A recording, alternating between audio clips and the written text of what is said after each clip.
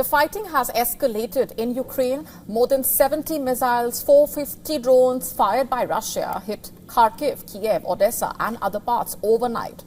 Thousands of homes plunged into darkness. This even as the trilateral talks between the US, Ukraine and Russia are scheduled to take place on Wednesday. A grim reality stares at Ukraine at this point. Earlier, US President Donald Trump, remember, hinted that his administration might have good news regarding efforts to end the Ukraine war, recalling how he convinced Russian President Vladimir Putin for a temporary temperature-linked ceasefire. Listen to this. We settled 8 wars, and I think we're doing very well with Ukraine and Russia. For the first time, I'm saying that. I think we're going to maybe have some good news. However, this turned out to be false hope, it seems, as Russia launched a big overnight attack on Ukraine's energy facilities, damaging power generation and distribution facilities across the country. Meanwhile, residents of Kyiv cast serious doubts about any let-up in the turbulent situation. There is always hope. Everybody hopes that maybe the situation will get better, that the war will end. But no. As we see, there is nothing like this in the foreseeable future. The Russians use this weather to terrorize the civilian population. The Motherland Monument. It's an iconic Soviet-era World War II memorial. It was also damaged in that attack. Fragments of a Shahed drone were reportedly seen on the spot. Meanwhile, the Ukrainian president held a coordination call to discuss the situation in the energy sector.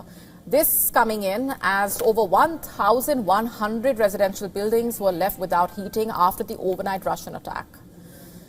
And Zelenskyy accused the Russian army of exploiting the US ceasefire proposal to stockpile missiles and wait till the temperatures dropped below 20 degrees Celsius.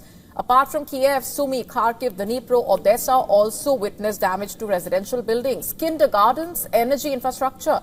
Zelenskyy revealed that the attack involved 32 ballistic missiles, 28 cruise missiles and Shahed drones, reportedly, most of which were intercepted by Ukrainian forces, according to him. And he attributed the latest wave of the Russian attacks to Putin's tendency to bet on war and destruction of Ukraine. In the wake of all of this, he also dropped a hint that his negotiating team will adopt a fresh strategy for Wednesday's meeting. Meanwhile, the NATO chief arrived in Kyiv for a surprise visit just hours after Russia's attack.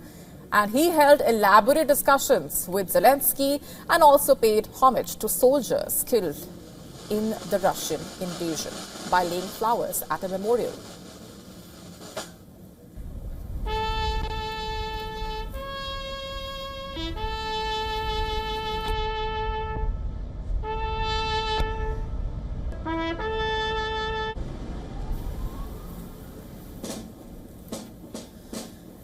In fact, there was more drama in store as an air alert warning was issued about a possible Russian missile attack even as the NATO chief was in Kyiv. Condemning the strikes, he affirmed that Russia is not winning the war.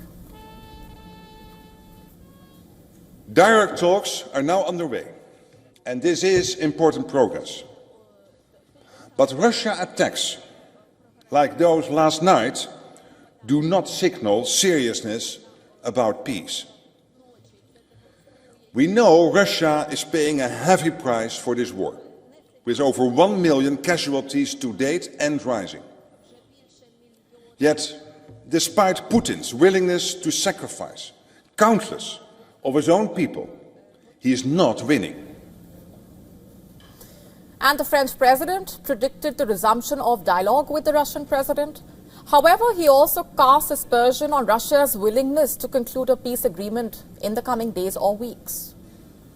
This is being prepared, and so there are discussions taking place at the technical level to prepare for it. This is also being done transparently and in consultation with President Zelenskyy and key European colleagues.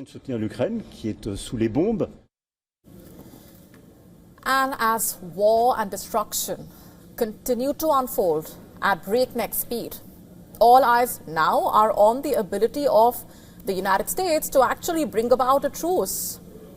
And in this case, much needed relief for the people of Ukraine.